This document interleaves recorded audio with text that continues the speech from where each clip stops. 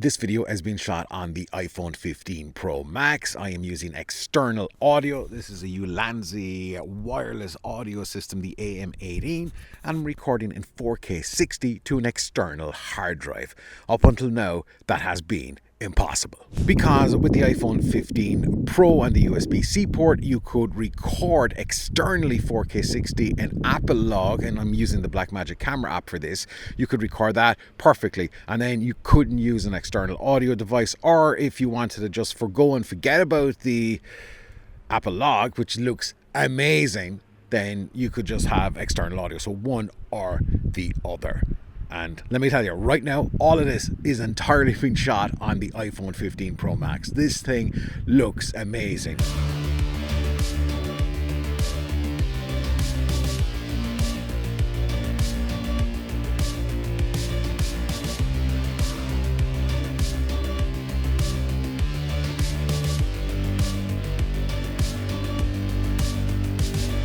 But one thing that doesn't look amazing is this jankiest rig that I have ever built. And I want to take you guys through exactly what you need to do to enable external recording and audio all at the same time. External audio at that on the iPhone 15 Pro Max. And this comes with a lot of problems, but they do pay off. Before I get into what you need to do here, let's take a look at this rig. And by the way, Ulanzi or Small Rig or Falcom or any of the folks who build these rigs, here is a challenge, and I'm happy to jump in on the design.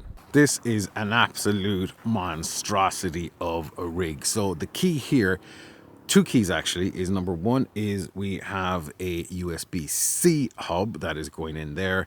And on that, we have a few ports, including one USB-C port. Then if we go to the side, we have our wireless lav from Ulanzi. Really nice piece of kit, by the way. Up here, we have our hard drive. And then this is the secret sauce that makes the whole lot work. Now, this will vary from USB hub to USB hub, and it's the hub that allows you to record audio and external 4K 60 Apple log video using the Blackmagic app at the same time. Without the power, you get one or the other, but with the power and this thing turned on, boom, you're good to go. Now, any USB charger will do. It doesn't have to be a power brick. If you've got a USB powered center at home, you can just plug it in directly if you're doing talking head stuff in a home studio. But this thing looks amazing, as I said, but there's a whole bunch of problems. Problem number one is you can't really see yourself. So unless you've got somebody shooting for you, you have to frame beforehand, which is a pain. So what I did was do a test record shot. Drew some feet marks on the ground. There's another one here. That's actually how I figured out the distance. Completely trial and error.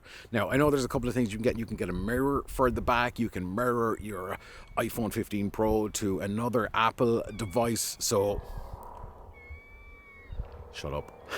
So that's one way around that. Now, that's an almighty nightmare, to be honest. But let me get my spot here, and we're back on the iPhone 15 Pro in Apple log. The other thing here, right, is besides the fact that it could be very difficult to frame yourself if you're the one that's doing the talking and stuff, how do you know if it's recording? You press record, did the hard drive disconnect? Did something else disconnect? Did the battery pack die? Did something else happen? You have no idea whether it's still recording or not. Is it still recording? Yeah, it's still. Am I in the right spot?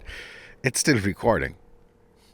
Other problems, though, is storage size. So if you're shooting the Apple log, you've got to be shooting it in ProRes, which looks, to be fair, absolutely incredible. But the other thing that's incredible is the file sizes. This thing will plow through hard drive space hugely. Now, it's fine if you've got a hard drive and you're just dumping stuff on like I am, that's good. But if you're like me and, well, just can't delete anything, then it's not sustainable. You're going to shoot 2 or 3 videos and you're going to be buying 2 or 3 more hard drives just to keep the thing going. I struggle just kind of shooting H.264,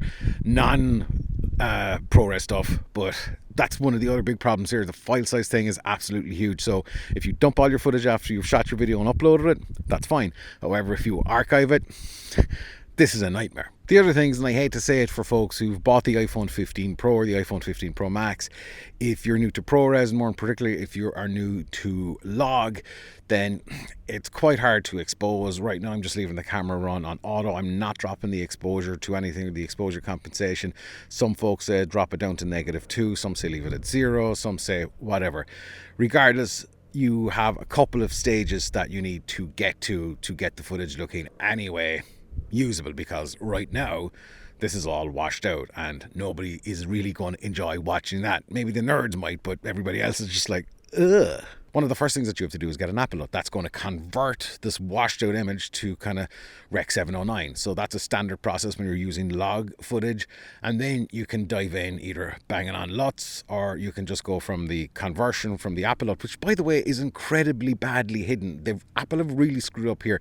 It's hidden in the devs. I've left in the dev section in Apple, I've left a link to the whole thing here in the description below, so you can get the LUT directly from Apple and just apply it, and you're good to start grading it then if you want. But that's the other thing, if you're new to grading, it might be a struggle to grade as well.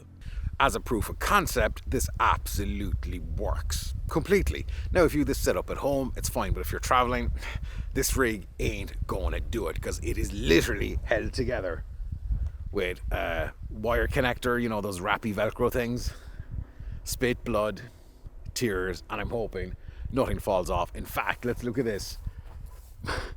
That here is just balancing on top of the Samsung T7 hard drive, which is wedged into a phone connector, and it's not even, I'm not even going to do it. It's not even in there tight. But the idea here is this absolutely works. Besides all of these other problems, you will need a lot of work on this rig to get something that's going to be workable.